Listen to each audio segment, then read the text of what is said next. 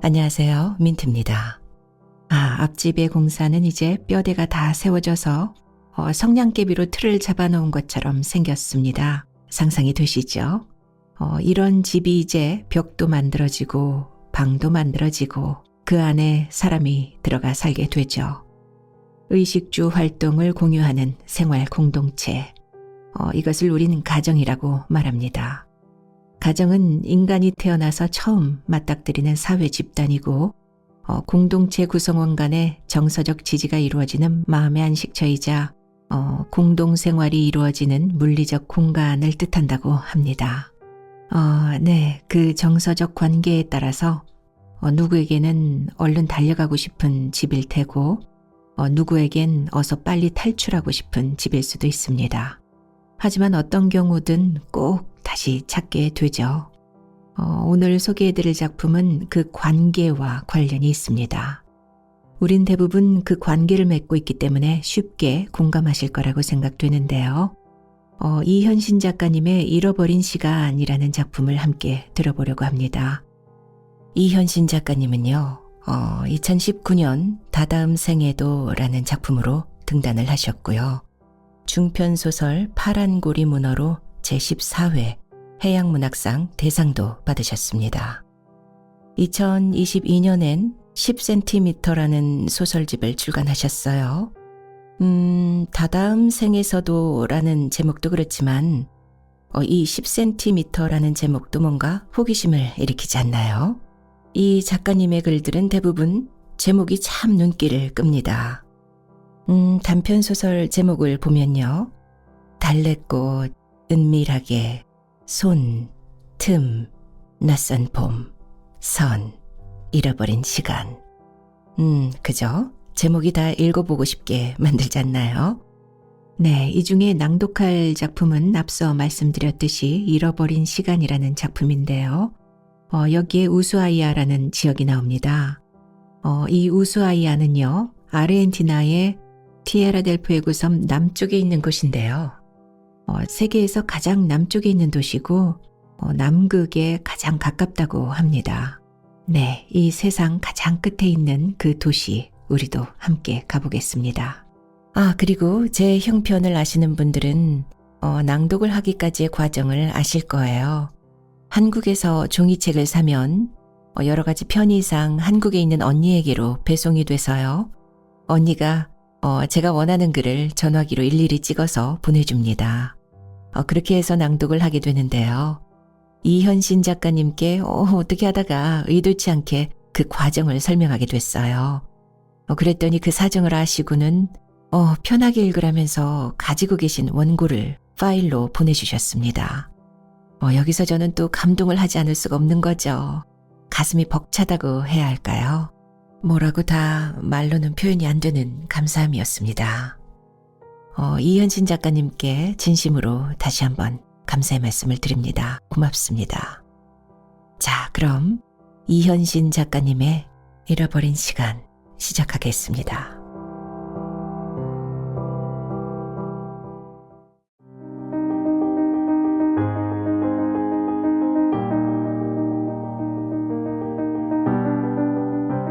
엄마, 아버지한테서 무슨 연락 없었어요? 날씨가 심상치 않아서 조업을 포기하고 돌아온다더라. 왜? 뉴스 보세요. 지금 속보가 나오는데 어찌 이리 생각이 없냐? 내가 그러라고 가르치더냐? 그런데 너는 아버지가 창피하냐? 세상의 끝에서 당신을 그리워합니다.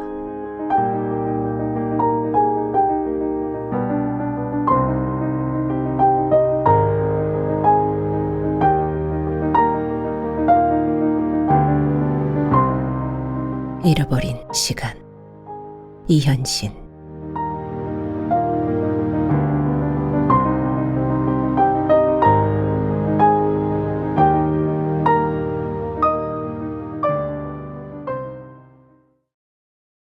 만년설에 덮인 산봉우리와 회청색 바다가 수채화 속 풍경처럼 아련하다. 바다가 푸르지 않은 건 설산을 품은 탓일까? 진주빛 하늘을 닮은 탓일까? 안개처럼 내리는 고운 보슬빛 탓인지도 모른다. 설산이 잠겨있는 바다만으로도 이곳이 지구의 끝이라는 말이 실감났다. 파도 한 점 없이 고요한 바다에 유람선과 어선들이 얌전히 떠 있다. 아버지는 언젠가는 수평선 너머로 가고야 말리라고 말하곤 했다. 아버지에게 바다는 극복의 대상이었을 뿐만 아니라 열망의 대상이기도 했다. 긴 시간이 흐른 뒤에 나는 아버지의 꿈을 쫓아 우수아이아에 왔다. 땅끝 마을이라 불리는 지구 최남단 도시. 1000km만 항해하면 남극에 가 닿는 곳. 가엾는 바다를 지키는 등대가 있는 곳. 아버지를 향한 나의 염원이 서린 곳. 아버지를 피해 달아나기 바빴던 시절이 있었다. 아버지에게서는 언제나 비린내가 났다. 나는 아버지가 하얀 와이셔츠를 입고 은은한 스킨로션 향을 풍기며 출근하는 상상을 하고는 했다. 아버지도 자식들이 어촌을 떠나기를 바라셨는지 넉넉지 못한 형편에서도 딸인 나를 서울에 있는 대학교에 보냈다. 긴 시간이 흐른 지금 아버지에 대한 나의 소망도 나에 대한 아버지의 소망도 부질없는 꿈이 되고 말았다.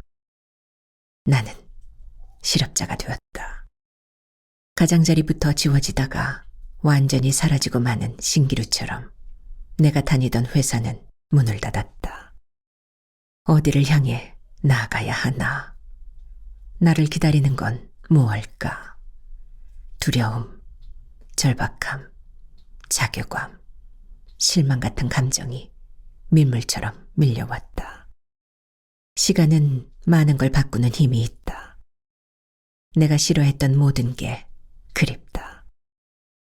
아버지의 작업복에서 풍기던 비린내와 못 박힌 손과 뺨에 닿던 수염의 까칠한 감촉까지. 아버지는 손재주가 뛰어나고 손놀림이 빠른 어부였다. 아릿줄을 만들 때 아버지의 솜씨가 단연 빛났다. 자로 잰 듯 정확한 위치에 낚싯바늘을 끼우는 동작이 어찌나 빠른지 손을 따라 시선을 돌리기 힘들 정도였다. 커피 한 잔을 다 마시기도 전에 비가 그쳤다. 카페에서 나온 나는 여행 안내소를 향해 발길을 옮긴다. 안내소 입구까지 사람들이 길게 줄 서 있다. 우수아이아의 관광 안내소에서는 여권에 지구 최남단 도시에 온 사실을 기념하는 스탬프를 찍어준다. 나도 줄 끄트머리에 선다. 7가지 스탬프 문양이 벽면에 붙어 있다. 남극으로 가는 관문이라는 스페인어 문장이 펭귄을 둘러싸고 있는 스탬프가 마음에 들었다. 내 시선이 스탬프 문장에 꽂혀 있을 때 앞쪽에서 소란이 일었다. 스탬프를 많이 찍으면 여권 훼손으로 입국이 제한될 수 있다는 직원의 설명에도 불구하고 7가지를 몽땅 찍어달라며 우기는 사람이 있었다. 무모하다고 해야 할지, 용기가 있다고 해야 할지. 스탬프가 잔뜩 찍힌 여권을 머리 위로 흔들며 앳된 얼굴의 금발 청년이 내 곁을 스쳐 지나갔다. 경쾌한 소리와 함께 내 여권에도 펭귄과 방문 날짜가 찍혔다. 유람선 매표소로 가서 내일 아침 9시에 비글 해협으로 출발하는 표를 샀다. 이제 도시를 둘러볼 차례다. 여행 안내소에서 받은 지도를 보며 동쪽으로 걷는다. 도시의 동쪽 끝에 선박 박물관과 감옥 박물관이 있다. 나는 선박 박물관부터 보기로 한다. 범선 모양들이 전시된 방에는 다윈이 타고 왔다는 비글호가 돛을 활짝 펼치고 있었다. 다윈 덕분에 우수아이아 앞바다가 비글 해협이라는 이름을 얻은 셈이다. 전시 공간으로 변한 오래된 감옥에는 실물 크기의 인형들이 수감 생활을 재현하고 있었다. 줄무늬 죄수복을 입고 지름이 20cm는 됨직한 둥근 쇳덩이를 발목에 매달고서 감옥을 지은 다음 도시 건설에 동원되었다는 죄수들은 모두 정치범이었다고 한다. 옥사를 둘러보는 동안 어쩌면 우리 모두 감옥에 갇힌 죄수인지도 모른다는 생각이 들었다. 지구라는 감옥, 국가라는 감옥, 사회라는 감옥, 가족이라는 감옥. 벗어나기 어렵다는 의미에서 모두 비슷하다고 느낀다. 어쩌면 아버지는 가족이라는 감옥에 갇혔던 게 아닐까. 아버지와 나를 이어주는 끈이 바다이기 때문에 아버지와 조우하기 위해서는 반드시 먼 바다로 와야 했다. 단번에 우수아이아까지 오지는 않았다.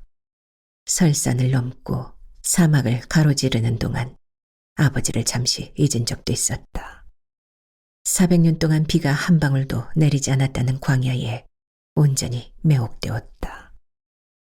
모든 생명체가 소멸에 이르고 만다는 붉은 사막은 소름이 끼칠 정도로 아름다웠다.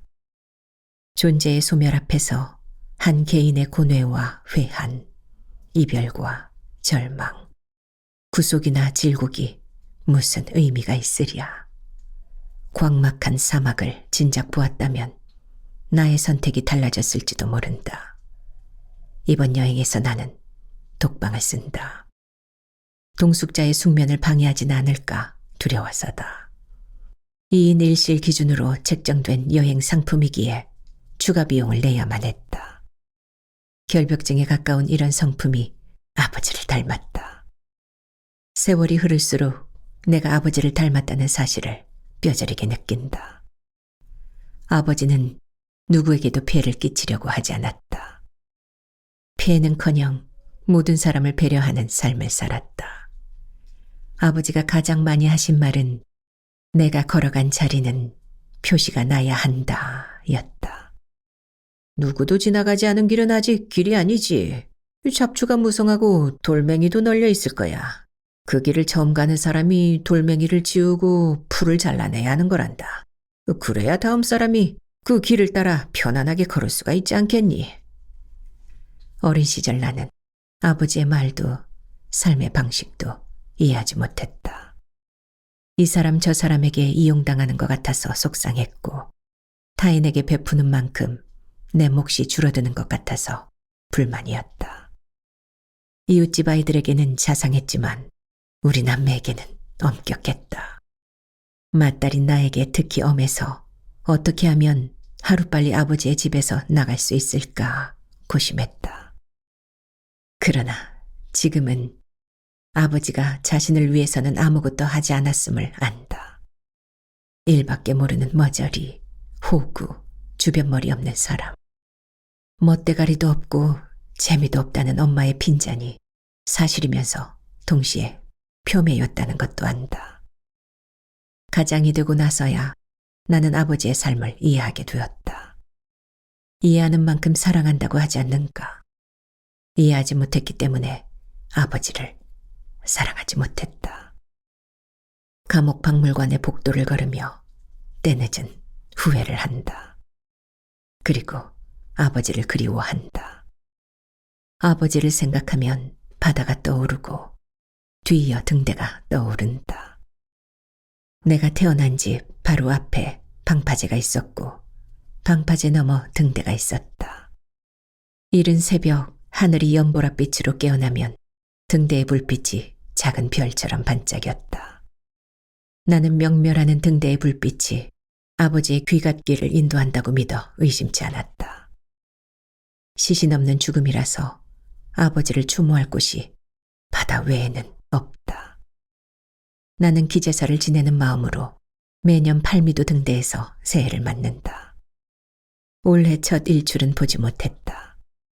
인천에서 출발한 유람선이 어둠을 헤치고 팔미도에 도착했을 때 잔뜩 흐린 하늘에서 눈송이가 하나둘 떨어졌다. 등대에 올랐으나 눈발을 흩뿌리는 구름 탓에 희뿌연 바다와 몇 척의 배만 보았다.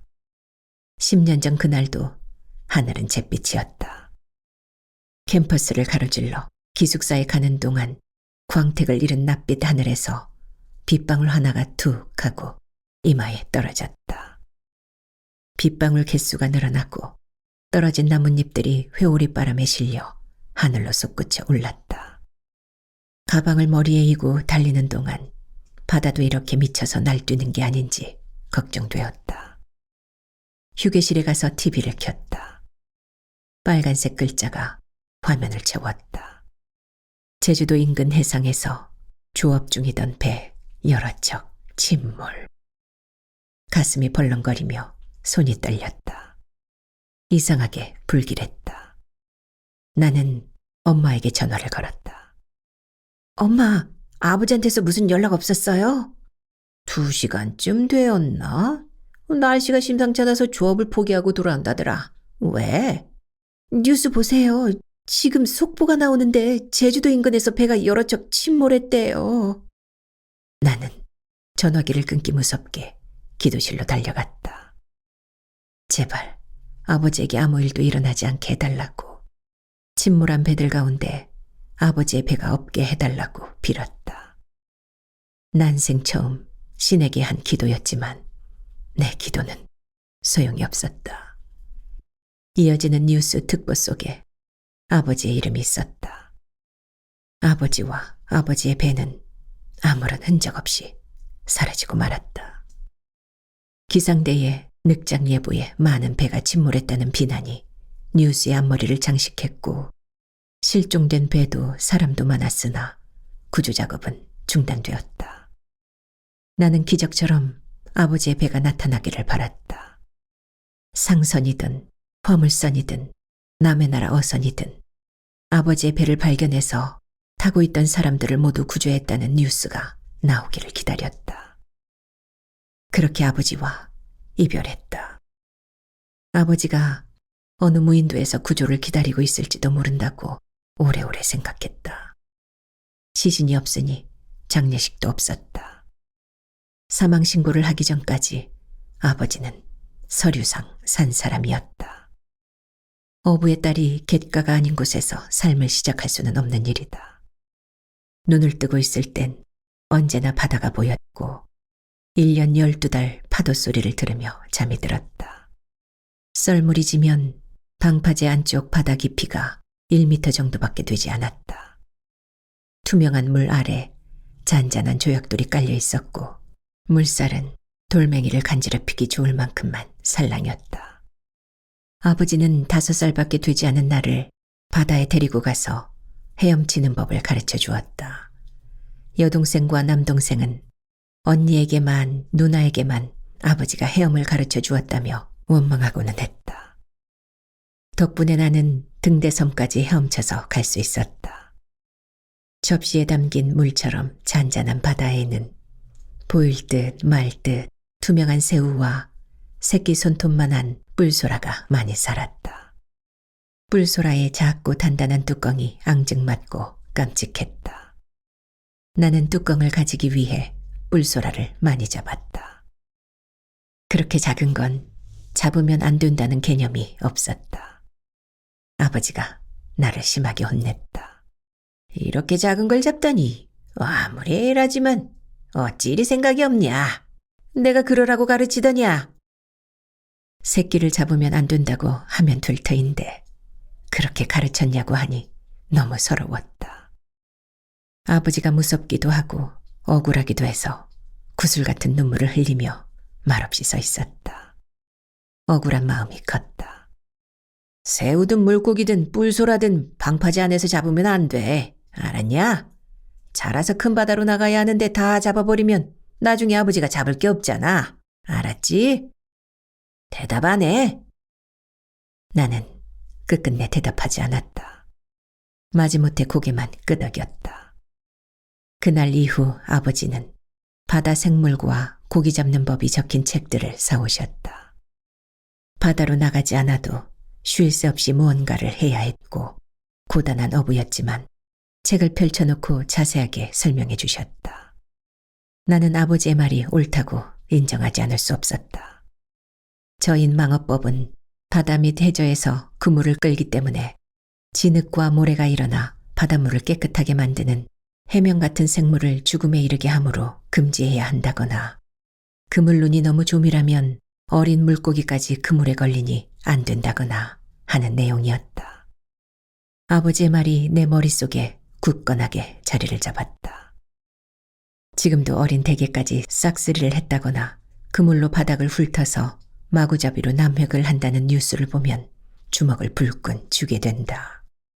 자연의 섭리를 중히 여겼던 아버지는 돈을 많이 버는 어부가 두지 못했고 돈을 많이 벌지 못했기 때문에 아내의 인정을 받지 못했다. 나는 엄마의 태도가 부당하다고 느꼈다. 어린 눈에도 부지런한 아버지가 무능한 사람으로 보이지는 않았다. 새끼를 잡으면 안 된다고 나를 타이르면서 정작 자신은 닥치는 대로 물고기를 잡았다면 아버지를 미워했을지도 모른다.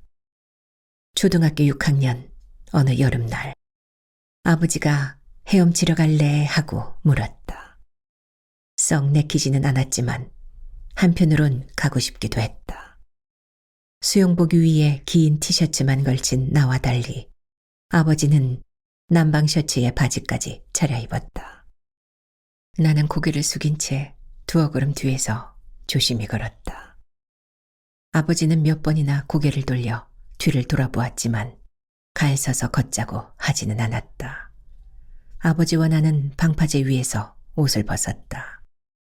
테트리포트를 쓰지 않고 바위와 시멘트로 뭇과 연결해서 지은 방파제는 경사를 이루며 바다에 면해 있었다. 사면을 따라 걸어 내려가는 아버지의 등이 하였다. 목덜미와 팔은 알밤색이었다. 자료 그은 듯 확연히 색이 달랐다. 아버지의 하얀 속살이 낯설었다. 나는 엉덩이를 경사면에 붙이고 앉은 걸음으로 내려갔다. 아버지의 등대를 향해 헤엄치기 시작했다. 바다는 잔잔했고 물은 기분 좋을 만큼 시원했다. 아버지의 두 팔이 번갈아 물 위로 솟구쳤다. 아버지의 뒤통수를 보며 나도 팔다리로 힘껏 물을 헤쳤다. 입술을 적시는 물맛이 짭짤했다. 아버지의 팔이 물을 젓지 않는다고 생각한 순간 뒤통수가 아니라 얼굴이 보였다. 아버지는 한 손을 흔들며 그 자리에 머물러 있었다. 무태서와 달리 숨기는커녕 반가운 마음이 앞섰다. 아버지가 나를 기다려준다고 생각하니 기분이 좋았다. 아버지에게 빨리 가기 위해 힘껏 팔다리를 움직였다. 아버지가 두 손을 물 위로 올려 좌우로 흔들었다. 빨리 오라는 뜻인가, 오지 말라는 뜻인가. 생각을 정리하기도 전에 아버지가 내 쪽으로 오고 있었다. 천천히 와야지. 바다에서는 힘 빠지면 안 돼. 호흡도 체력도 아껴야 해. 자, 잠시 쉬자. 힘을 완전히 빼고 편안히 누워봐. 코앞까지 온 아버지가 말했다. 아버지가 먼저 하늘을 보고 누웠다. 무심하게 둥둥 떠 있는 거라면 나도 자신 있었다. 온몸에 힘을 뺐다. 소금기 있는 바닷물이 내 몸을 띄워주었다. 아버지와 나란히 바다에 누워서 하늘을 본 건 처음이었다. 투명하고 파란 하늘에 새하얀 뭉게구름이 떠 있었다. 아이들이 그린 그림 속 구름처럼 동글동글한 윤곽선이 부드러웠다. 실바람이 코끝을 스치고 지나갔다. 가다 쉬기를 반복하며 등대섬에 닿았다. 먼저 섬에 올라간 아버지가 내 손을 잡아서 바위 위로 올려주었다. 등대지기도 없는 작은 등대였다. 바위에 앉아 등대지기 노래를 불렀다. 생각하라, 저 등대를 지키는 사람의 거룩하고 아름다운 사랑의 마음을. 노래가 끝나자 아버지가 말했다. 우리 딸 가수해도 되겠다. 그런데 너는 아버지가 창피하냐? 나는 대답 대신 고개를 흔들었다. 그런데 왜 아버지만 보면 도망가냐? 나는 그런 적 없다고 딱 잡아댔다. 그래? 네 말 믿음아. 처음이자 마지막 동행이었다. 날이 좋으면 고기를 잡으러 바다로 나가던 아버지가 무태 계셨던 건 배를 수리하거나 아니면 뭔가를 준비해야 하는 상황이었을 거다. 그 당시에 아무 생각이 없었기 때문에 아버지가 왜 나와 함께 등대섬에 갔는지 기억나지 않는다. 내게 낚시를 가르쳐준 사람도 아버지였고, 어두운 밤 방파제에서 고둥을 잡는 비법을 가르쳐준 사람도 아버지였다. 아버지는 첫 딸인 나에게 바다의 서울이란 이름을 지어주었다. 내가 태어난 집이 바닷가 나라의 서울이라고 했다. 여동생에게는 태양의 서울, 외아들인 남동생에게는 하늘의 서울이라는 이름을 주었다. 아버지는 바다만큼, 태양만큼, 하늘만큼 자식들이 잘 되기를 바랐던 걸까. 너무 엄격하고 완고한 아버지의 성품 때문에 노심초사했던 때가 많아서인지 나는 아버지가 나를 사랑하지 않는다고 느꼈다. 집은 지붕과 벽이 있는 물리적인 공간이지만 무형의 가치도 함께 존재한다. 따뜻한 잠자리와 엄마의 손맛이 깃든 음식이 있는 곳, 낯익은 냄새와 손때 묻은 내 물건들이 있어서 언제라도 돌아가고 싶은 곳, 아무런 구속 없이 뒹굴뒹굴 구르며 게으름을 피울 수 있는 곳. 집은 그런 곳이라야 한다. 그러나 내게 있어 집은 반드시 탈출해야 하는 감옥이었다. 물건은 언제나 제자리에 있어야 하고 취침 시간이나 기상 시간도 지켜야 했다. 바른 자세로 앉아서 밥을 먹어야 했고 반찬 투정은 용납되지 않았다. 가장 힘들었던 건 편안하게 빈둥거릴 수 없다는 거였다. 아버지는 휴식을 위한 약간의 나태함조차 용납하지 않았다. 소설책을 읽건 예습이나 복습을 하건 집안일을 돕건 하여간 무언가를 하고 있어야 했다. 공상에 빠져 있노라면 어김없이 아버지의 불호령이 떨어졌다. 아버지 눈에 띄지 않는 게 상책이라서 바다에서 돌아오시지 않기를 바란 적도 많았다. 아버지의 실종이 내 염원 때문인지도 모른다는 자책에서 여전히 자유롭지 못하다. 소원대로 아버지는 돌아오지 않았지만 아버지의 부재가 내게 안위를 허락한 건 아니었다. 맞이였기 때문에 가장이라는 무거운 짐을 져야 했다. 임종하지 못했으므로 잔소리라 여겼던 아버지의 말이 유언이 되고 좌우명이 되었다. 내가 지나간 자리엔 흔적이 남아야 하고 정리정돈을 잘 해야 하고 책임감이 있어야 하고 맡은 일은 시간 내에 마무리하는 사람이 되어야 한다. 아버지가 몇 번이나 들려준 이야기가 있다. 아버지의 고모이자 할아버지의 여동생이 결혼할 때 증조 할아버지는 불현듯 딸에게 외양간 청소법을 가르치지 않았다는 사실을 깨달았다. 어부의 집에 외양간이 있을 리 없었다. 증조 할아버지는 결혼식을 며칠 앞둔 딸을 친척집에 보내 외양간 청소를 하도록 했다. 외양간 냄새 때문에 소박이라도 맞으면 책임지실 거냐며 할아버지가 증조 할아버지에게 대들었다고 한다. 아버지는 증조 할아버지의 처신이 정말 훌륭했다고 칭찬했다. 나는 아버지도 증조 할아버지도 이해할 수 없었다. 가혹하다고 여겼고 지나치다고 여겼다. 아침에 일어나니 유리창이 하였다. 보슬비보다 짙은 안개가 도시를 감싸고 있었다. 나는 유람선을 타기 위해 서둘러 선착장으로 갔다. 미지의 세계로 탐험을 떠나듯 배가 해무 속으로 나아갔다. 짙은 안개 때문인지 갑판에 나와 있는 승객은 없었다. 나만 외로이 뱃전에 기대 서 있다. 억누를 수밖에 없었던 아버지의 꿈과 욕망은 어떻게 위로를 받을까? 아버지가 자신을 위해 아무것도 하지 않았을 뿐만 아니라 어떤 즐거움도 누리려 하지 않았다는 사실을 이제는 안다. 뺨을 스치는 바람이 차다. 효도 한 번 하지 못했다는 후회 때문에 비감에 젖는다. 대학생이 되어서 가장 좋았던 점은 아버지와 맞닥뜨리지 않아도 된다는 거였다.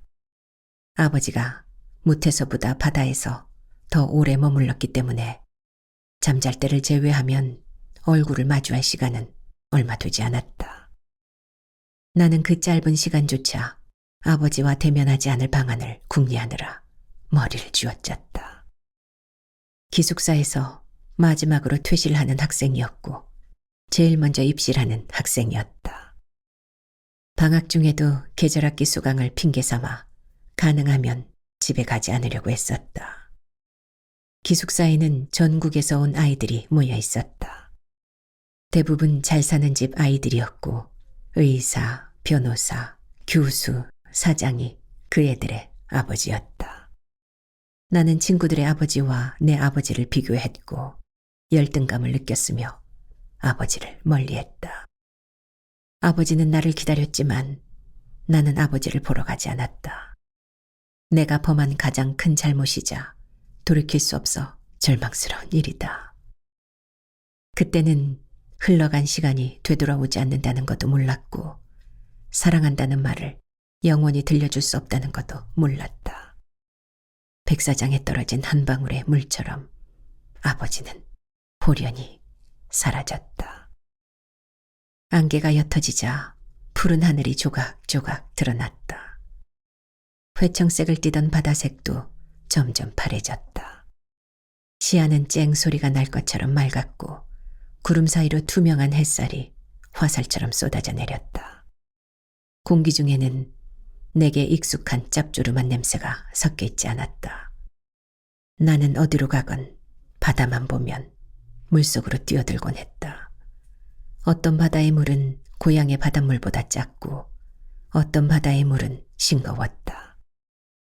우리나라 근처에서 잡힌 물고기가 맛이 있는 건 적절한 염도 때문인지도 모른다. 햇살이 퍼지건만 바람은 여전히 서늘하다. 조그만 회색 바위 섬에 바다 사자들이 앉아있다. 한 마리, 두 마리, 세 마리, 수십 마리쯤 된다. 덩치 큰 녀석이 몸을 일으키더니 크왕거리며 옆에 있는 녀석의 머리를 밀친다. 논다고 하기에는 동작이 크고 거칠다. 싸우거나 말거나 나머지 바다 사자들은 편안하게 누워있다. 승객들은 카메라를 들이대느라 여념이 없다. 나도 사진을 찍는다. 전방의 물색이 코코아색이다. 가까이 다가가니 갈색 해초가 수중숲을 이루고 있다. 고향의 등대섬 부근에 곰피가 많았다. 수중숲을 이루고 있다. 곰피는 표면이 오돌토돌해 다시마와 구별된다. 나는 바다를 짙게 물들인 해초가 곰피라고 믿는다. 어린 시절 데치지 않은 곰피에 밥을 싸서 먹었다. 양념장은 달인 멸치젓에 파, 마늘, 풋고추를 곱게 다져 넣은 것이었다. 약간 미끈거리기는 하지만 씹히는 맛이 일품이어서 나는 곰피를 좋아했다. 요즘은 고향에 가도 곰피를 볼 수 없다. 바닷물이 오염되었기 때문이다. 추억에 잠겨 있을 때 등대가 시야에 들어왔다. 유람선이 등대를 향해 나아간다.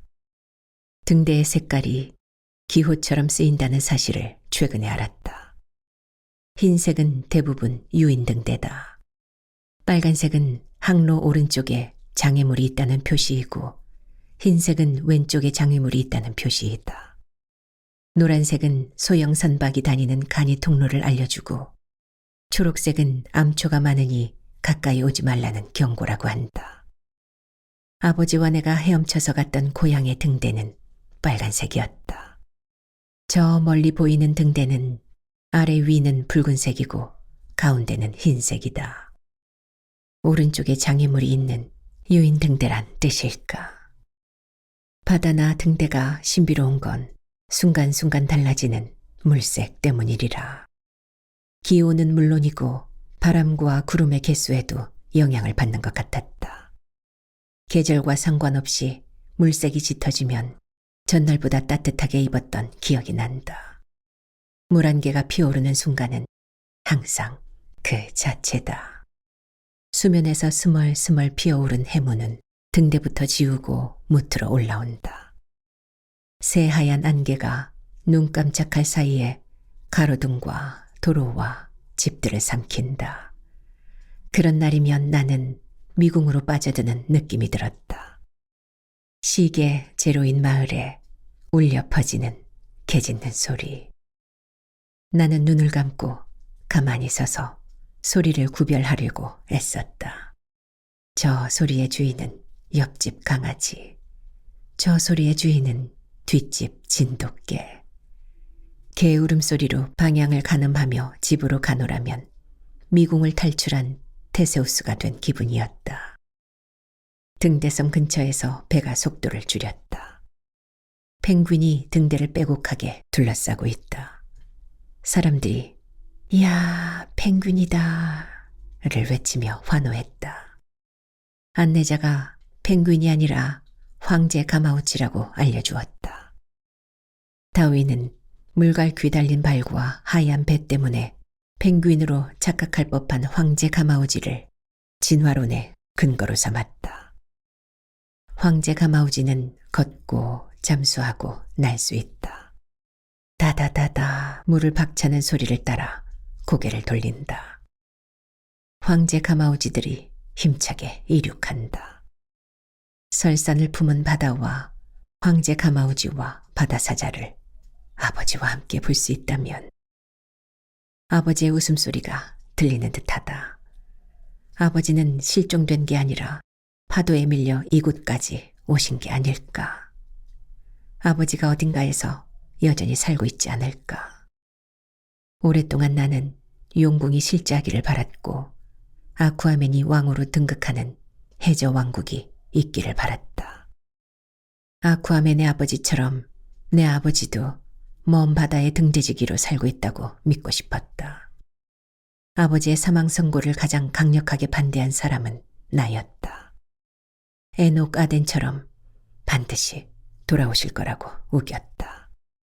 억지에 가까웠지만 아버지를 외면했다는 가책이 무겁게 가슴을 짓눌러 죽음을 인정하고 싶지 않았다. 죄송하다거나 철이 없어서 그랬다거나 제발 용서해달라거나 하는 그 어떤 말도 하지 못했는데 영원한 이별을 할 수는 없었다. 어차피 할 거면 하루빨리 하는 게 낫다는 엄마와 여러 번 다투었다. 아버지는 온 동네에 소문난 애처가였다. 아버지의 아내 사랑을 의심하는 사람은 아무도 없었다. 4살밖에 차이가 나지 않는데도 아내를 어린아이 돌보듯 했다. 어부의 아내이면서도 엄마는 물고기 배를 가를 줄도 몰랐고 생선을 토막낸 적도 없었다. 아버지가 손질해서 가져다 주면 끓이거나 굽거나 조리기만 했다.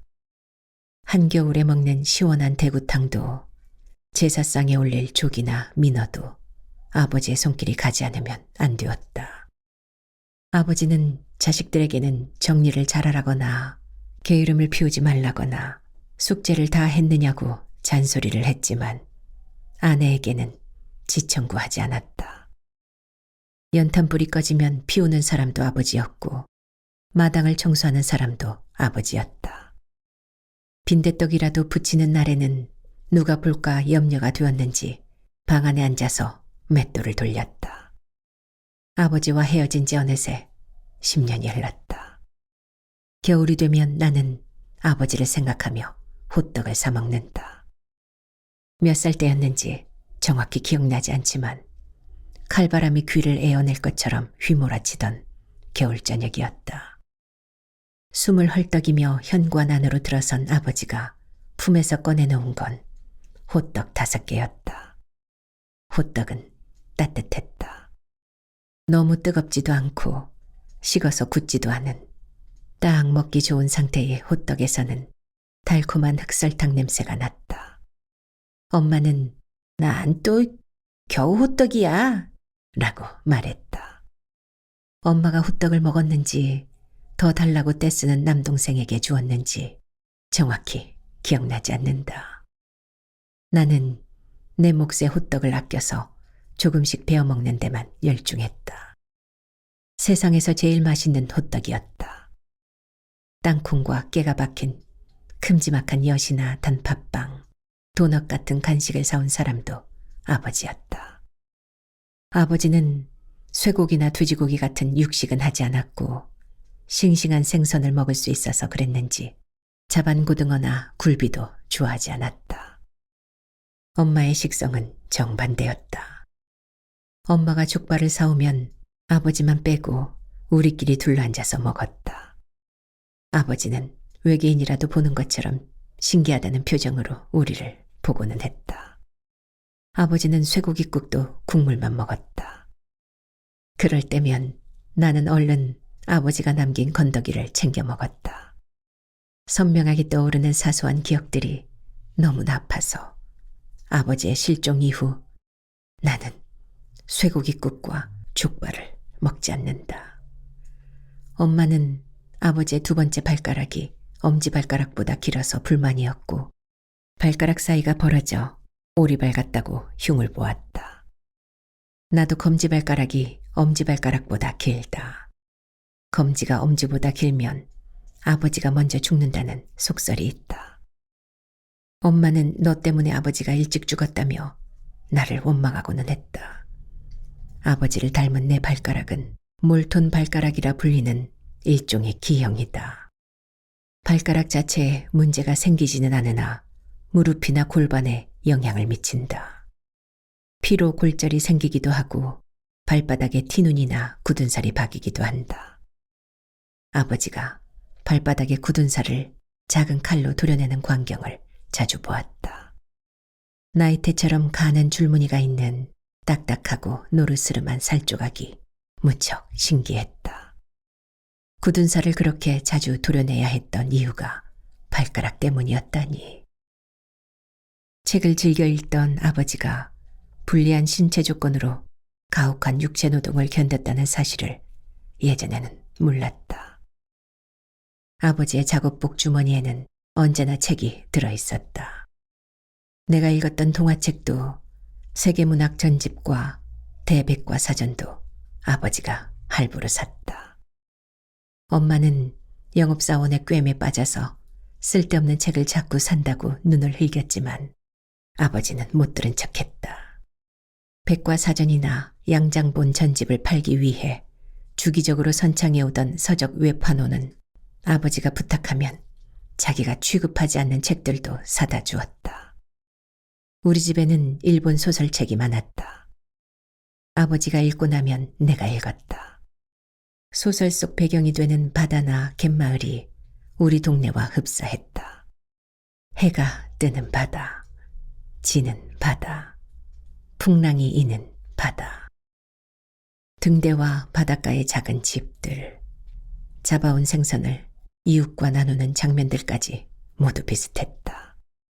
나는 이런 이유로 아버지가 일본 소설을 많이 읽는다고 이해했다. 학교에서 가정 형편을 조사할 때마다 아버지 학력을 고졸로 적을까 갈등하고는 했다. 그때마다 사람은 정직해야 한다는 아버지의 말이 떠올라 중졸 옆에 작은 동그라미를 그렸다. 아버지가 고등학교를 졸업하지 못한 건 아버지 잘못이 아니었다. 술을 좋아하셨던 할아버지는 술에 취해 무단 횡단을 하다 뺑소니 사고를 당했다. 어부들은 대개 바다에서 죽는다. 할아버지는 묻혀서 죽었으니 바다에서 죽느니만 못한 죽음이었다. 창졸간에 가장이 된 아버지에게는 선택의 여지가 없었다. 배를 파는 것보다 배를 타는 게 나았다. 아버지처럼 죽지는 말아야지. 아버지가 입버릇처럼 되뇌었던 말이다. 할아버지처럼 죽지는 않았으나 할아버지의 죽음보다 나을 것 없는 죽음이었다. 대학 4학년 마지막 학기에 나는 가장이 되었다. 고등학생 신분으로 가족을 부양해야 했던 아버지의 강박을 비로소 이해했다. 게으름을 피우는 자식들을 용납하지 못했던 건 경험에서 유래한 두려움 때문이었으리라. 아들의 학업을 중단시키면서도 남편의 작은 똑딱선을 팔지 않은 할머니의 처절한 선택도 이해하게 되었다. 가끔, 아니 꽤 자주 학교에서 아버지의 학력을 적을 때나 표지가 해진 책이 아버지 주머니에서 나올 때 나는 할머니를 원망하고는 했다. 작은 똑딱선이 큰 목선이 되었지만 바다가 가져가 버렸기에 우리에게는 배를 팔아야 할지 가지고 있어야 할지 선택할 기회조차 주어지지 않았다. 아버지가 사라진 후 엄마는 아버지의 물건을 남에게 주거나 버리거나 태웠다. 마지막 학기를 마치고 집에 갔을 때 남아있는 게 거의 없었다. 손때 묻은 책들도 모두 버려졌다. 그날 나는 처음으로 이상하다는 생각이 들었다. 당연하다 여겼던 게 당연하지 않았다. 장례식이란 산자들이 위안을 구하는 행위일 뿐 죽은 자들과는 아무런 상관이 없었다. 시신으로 돌아온 어부의 집에는 이별을 애달파하는 달콤한 감정들이 넘쳐났지만 장례식을 치르지 않은 우리 집에는 부제가 가져온 허무와 허탈만 유령처럼 떠돌았다. 못 견디게 아버지가 보고 싶다. 나는 가방에서 엽서와 볼펜을 꺼낸다. 어제 감옥박물관에서 아버지를 생각하며 엽서와 우표를 샀다. 엽서에는 바다사자가, 우표에는 등대가 그려져 있다. 난생 처음 아버지에게 편지를 쓴다. 세상의 끝에서 당신을 그리워합니다. 라는 한 문장을 쓰고 나자 목이 메었다. 아버지라는 말만 입 안을 맴돌았다. 아버지는 지금도 누군가의 길이 되려고 하시겠지요. 10년 만에 불러보는 아버지였다. 아버지는 틀림없이 거칠고 황량한 바다를 지키는 등대가 되셨을 거야. 지금은 등대에 불이 보이지 않아도 밤이 되면 아버지가 불을 밝히실 거야. 지구의 끝까지 온 어부들이 아버지가 밝힌 불빛을 보고 무사히 육지로 귀환할 거야. 나는 진정으로 그렇게 믿고 싶었다. 아버지, 사랑했고 사랑합니다. 언제까지나 사랑할 거예요. 나는 생수병에 물을 버리고 우표를 붙인 엽서를 넣었다. 펭귄을 보기 위해 섬에 내렸을 때 가만히 생수병을 바다에 띄웠다. 잃어버린 시간의 조각들을 다시 모을 수만 있다면. 아버지와 영원히 이별한다고 생각하니 가슴 한 자락이 허물어졌다. 무너져 내린 내 마음을 싣고 생수병이 천천히 등대를 향해 흘러갔다.